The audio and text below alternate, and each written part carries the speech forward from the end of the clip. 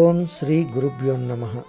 Sadananda YouTube channel వీక్షిస్తున్న వారందరికీ మా గురుదేవుల ఆశీస్సులు ఎల్లప్పుడూ మీపై ఉంటాయని ఆశిస్తూ, గత వీడియోలో మా దంపతుల ప్రయాగరాజ్ యాత్రా విశేషాలను మాకున్న విషయ పరిజ్ఞానంతో యూట్యూబ్లో ఉంచడం జరిగింది. దానిని కూడా ఇప్పటివరకు చూడనట్లయితే సదానంద యూట్యూబ్ ఛానల్లో ఉంటుంది, అందులో వీక్షిస్తారని భావిస్తున్నాం. ప్రయాగరాజ్ యాత్రా విశేషాల్లోని భాగంగా కాశీ కూడా ఉంది. దానిలో భాగంగా మా ప్రయాణం సాగింది. ఆ సందర్భాలను మీకు తెలియచేయడానికి, మా అనుభవాలను మీతో పంచుకోవడం ద్వారా ఆధ్యాత్మిక భావన మనలో ఎప్పటికప్పుడు ఉత్తేజపరచుటకు దోహదపడుతుందని మా ఆకాంక్ష. దానికి గాను ఈ వీడియోను మీ ముందు ఉంచుతున్నాం.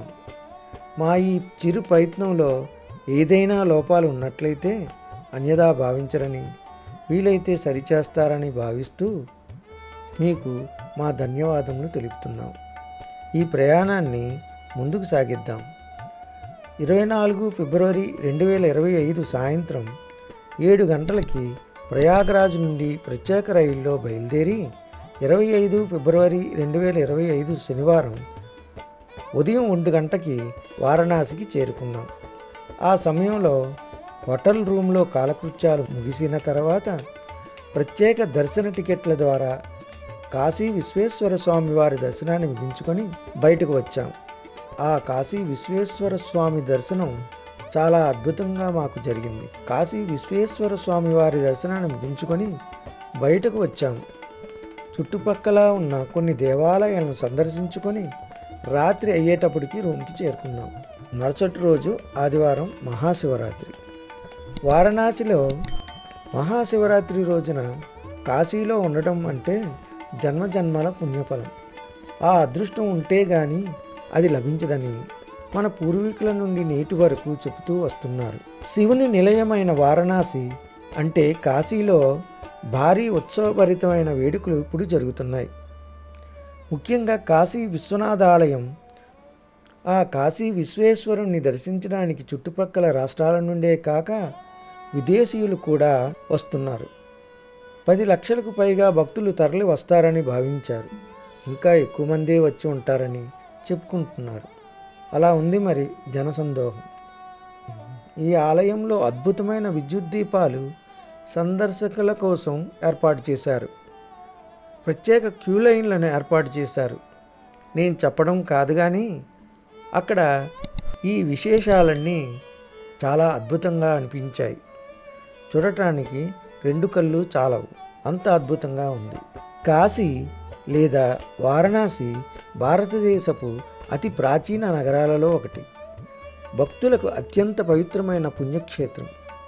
ఇది ఉత్తరప్రదేశ్ రాష్ట్రంలో ఉంది.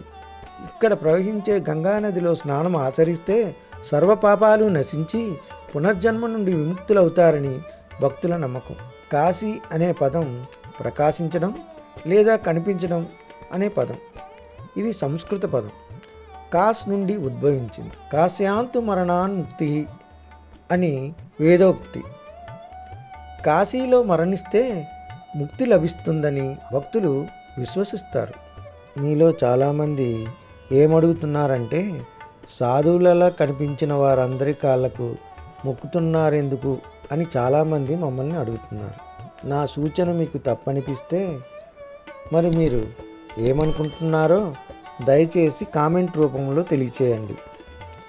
మేము వెళ్ళిన ప్రతి చోట సాధువులు, సన్యసించిన వారు, యోగులు, మునులు, ఋషులు, అఘోరాలు, నాగసాధువులు,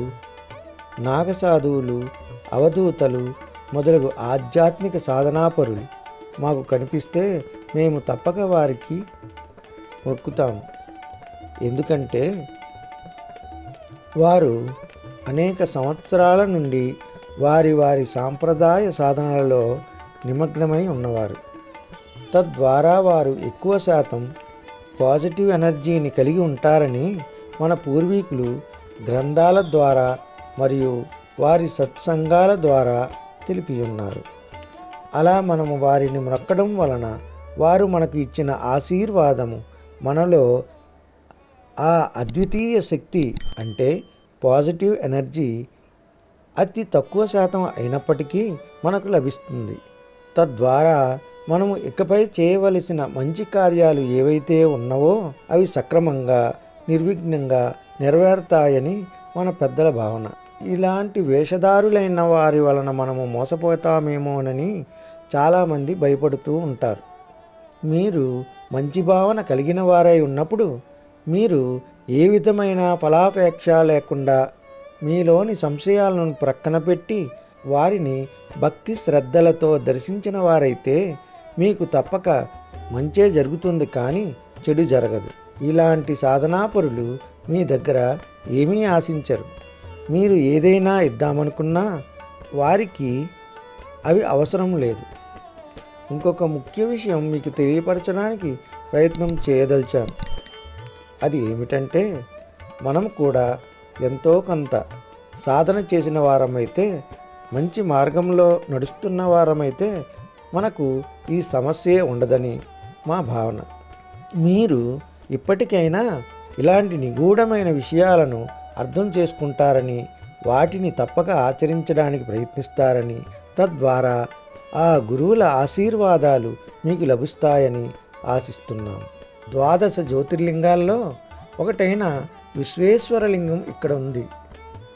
గంగానదితో 2 చిన్న నదులు ఉపనదులుగా ఉన్నాయి. అవి ఉత్తరాన వరుణ, దక్షిణాన ఆసి అనే 2 నదుల సంగమాల మధ్య ఉన్నందున వారణాసి అనే పేరు వచ్చిందని పెద్దలు చెప్తారు. సుమారు 5000 సంవత్సరాల క్రితం శివుడు వారణాసి నగరాన్ని స్థాపించాడని పౌరాణిక గాథల్లోని సారాంశం.